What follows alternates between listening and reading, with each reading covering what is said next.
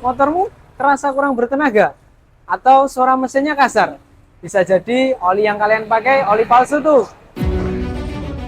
Rumah yang memproduksi oli palsu digerebek petugas kepolisian Resort Kota Cilacap, Jawa Tengah. Polisi mengamankan pelaku bersama dengan ratusan botol oli palsu, bak penampung oli, belasan drum, serta 2 kendaraan pengangkut. Dari tersangka, petugas menemukan ratusan botol oli palsu yang terbungkus dalam kardus serta bak penampung oli bekas. Pembuatan oli palsu ini telah berlangsung selama 8 bulan. Pelaku yang berprofesi sebagai pengepul oli bekas belajar membuat oli palsu saat bekerja di Cirebon. Oli bekas yang dikumpulkan kemudian ditambahkan dengan parafin serta zat kimia tertentu. Selanjutnya oli palsu dikemas dalam sebuah wadah hingga nyaris sempurna seperti oli kemasan asli. Oli palsu dapat menyebabkan mesin terasa panas dan juga bisa menyebabkan sampai turun mesin loh. Di video ini kita akan membahas bagaimana cara membedakan oli palsu dengan oli yang asli, serta apa sih bahaya penggunaan oli palsu untuk motor kalian. Pertama-tama kita akan membahas bagaimana sih caranya membedakan antara oli asli dengan yang palsu. Jangan sampai kalian tertipu ya. Oli yang asli bisa kita lihat dari segelnya atau dari kemasannya. Pastikan segelnya rapat ya. Biasanya kalau oli palsu, segelnya ini tidak rapat atau mudah dibuka. Nah, itu bisa jadi salah satu tanda olinya oli palsu. Jadi kalau beli oli pastikan segelnya kenceng dan juga botolnya masih bagus.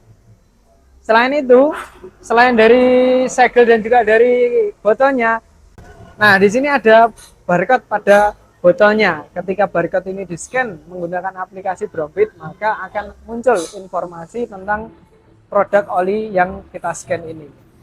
Ciri yang kedua adalah terdapat pada oli. Oli asli memiliki tingkat kekentalan yang sesuai dengan tingkat viskositas pada kemasan. Tetapi oli palsu biasanya lebih bening atau lebih cerah dari segi warnanya dan juga dari tingkat kekentalannya dia lebih cair. Nah, di sini ada sampel antara oli asli dengan oli palsu. Oli asli ketika kita putar ini dia bisa terlihat ya, sirkulasi olinya lancar. Tetapi oli yang palsu sirkulasinya dia terhambat. Nah, itu menandakan bahwasanya ketika oli dimasukkan ke dalam mesin, sirkulasi olinya tidak bisa lancar sehingga menghambat atau mengganggu kinerja dari mesin tersebut. Dan ciri yang terakhir, biasanya oli palsu itu harganya jauh lebih murah dibandingkan oli asli. Jadi selisih harganya terlalu banyak, itu juga menjadi tanda oli tersebut palsu. Jangan sampai tergiur dengan iming-iming harga murah ya. Ada beberapa efek yang timbul akibat kita menggunakan oli palsu. Yang pertama, pelumasan kurang optimal sehingga menyebabkan pelumasan pada mesin tidak bisa optimal. Ini menyebabkan mesin lebih cepat panas. Yang kedua, oli palsu ini menyebabkan endapan kotoran yang berlebih. Nah, apabila endapannya ini terlalu banyak, ini dapat berefek pada oli yang macet. Ketika olinya sirkulasinya macet, efek yang paling parah adalah menyebabkan turun mesin. Nah, sekarang teman-teman jadi tahu kan bahaya penggunaan oli palsu. Mulai sekarang jangan ambil resiko ya.